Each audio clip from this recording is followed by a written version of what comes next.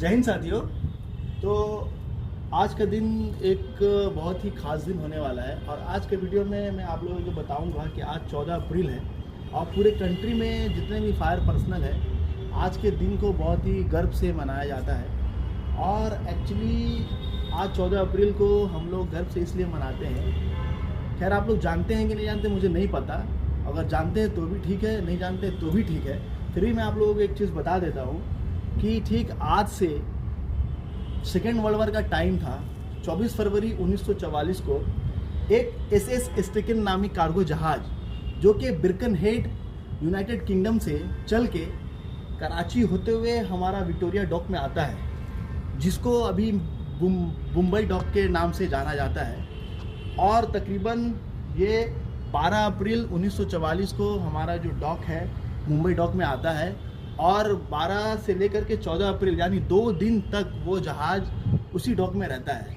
फिर अचानक से 14 अप्रैल के दिन में 12 बजे के करीब में उसी जहाज़ में एक्चुअली क्या होता है कि उस जहाज़ में बहुत सारा एक्सक्लूसिव मटेरियल्स रहता है और कुछ कॉटन्स भी रहते हैं। इस कारण से 12 बजे के करीब में कुछ एक हल्का धुआं दिखता है और उस डॉक में काम करने वाले जितने अधिकारी हैं सभी फायर ब्रिगेड वाले को जनाते हैं।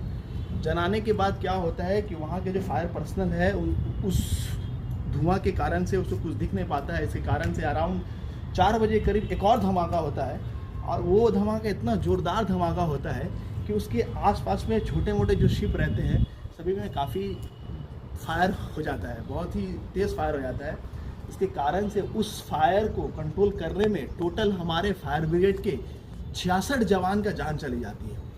और उस जान जाने के कारण से ही मेन रीज़न यही है कि आज का दिन 14 अप्रैल के दिन जो कि ब्लास्ट हुआ था और एसएस स्टेकन नामी जहाज़ में आग लगा था, उसको कंट्रोल करने में टोटल 66 जवान हमारे शहीद हुए थे।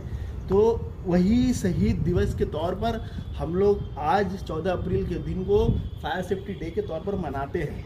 और 14 अप्रैल से लेकर के टोटल 20 अप्रैल तक का जो एक हफ्ता का वक्फा रहता है, इस वक्फा को हम लोग फायर सेफ्टी वीक के तौर पर भी मनाते हैं। और इस फायर सेफ्टी वीक में हम लोग कोशिश करते हैं जितने भी फायर ब्रिगेड के स्टाफ है, जितने भी फायर पर्सनल है ऑल ओवर कंट्री में, वेस्ट बंगाल हो, बिहार हो, महाराष्ट्र हो, जहाँ कहीं का भी फायर ब्रिगेड हो, सब कोई इस फायर अवेयरनेस के तौर पर हम लोग इस एक वीक का वक्त को हम लोग सेलिब्रेट करते हैं। सेलिब्रेट करते कैसे कि जैसे कि स्कूलों में जाते हैं, हॉस्पिटल में जाते हैं, बड़े बड़े कॉलोनी में जाते हैं, ताकि आम पब्लिक को इस फायर सेफ्टी के बारे में पता चले कि फायर जब हो, हमारे घर में हो, हमारे आसपास में हो, कैसे करके फायर को कंट्रोल करेंगे।